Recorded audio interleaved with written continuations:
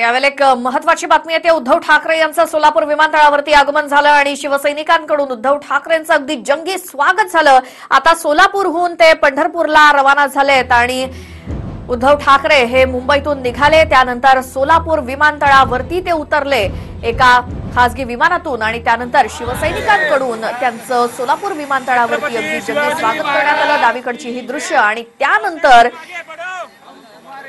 सोलापूर वरून ते पंढरपूरला रवाना झालेत हेलिकॉप्टरनं। उजवीकडची जी दृश्य आहेत ते सोलापुरात दाखल झाल्यानंतर हेलिकॉप्टरने लगेचच पंढरपूरसाठी रवाना झाले। संपूर्ण दिवस पंढरपुरात अनेक कार्यक्रम आहेत, धर्मसभा घेणार आहेत उद्धव ठाकरे आणि त्यानंतर चंद्रभागेची आरती सुद्धा।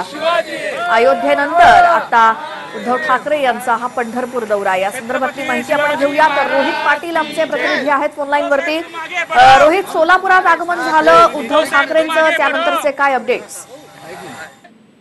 श्वेता, बरोबर आहे। अयोध्यानंतर सगळ्यात मोठ्या अशा महासभेला शिवसेनेच्या वतीने जे आयोजित करण्यात आलंय त्या महासभेला पहिल्यांदाच उद्धव ठाकरे मार्गदर्शन करण्यासाठी पंढरपूरला रवाना आता सोलापूर विमानतळावरून झालेले आहेत। सोलापूर मुंबईवरून विशेष विमानाने उद्धव ठाकरे, त्यांची पत्नी रश्मी ठाकरे आणि आदित्य ठाकरे हे तिघे विशेष विमानाने सोलापूर विमानतळावरती आले आणि इथे शिवसैनिकांनी, शहर शिवसैनिक आणि जिल्हा शिवसैनिकांनी त्यांचं जंगी स्वागत केलं।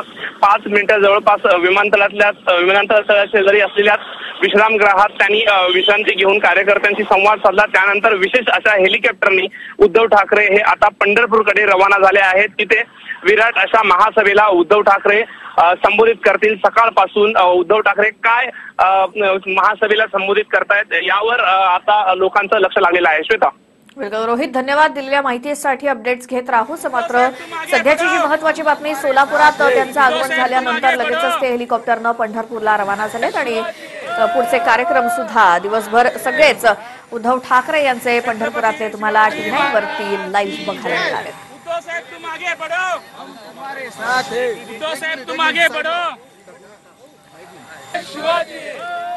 सकाळी सुमारे 11:15च्या सुमारास शिवसेना पक्षप्रमुख उद्धव ठाकरे, त्यांच्या पत्नी आणि आदित्य ठाकरे हे सगळेच जण विशेष विमानानं सोलापुरातल्या विमानतळावरती दाखल झाले आणि त्यानंतर ते लगेचच हेलिकॉप्टरनं पंढरपूरला रवाना झाले। त्याची दृश्य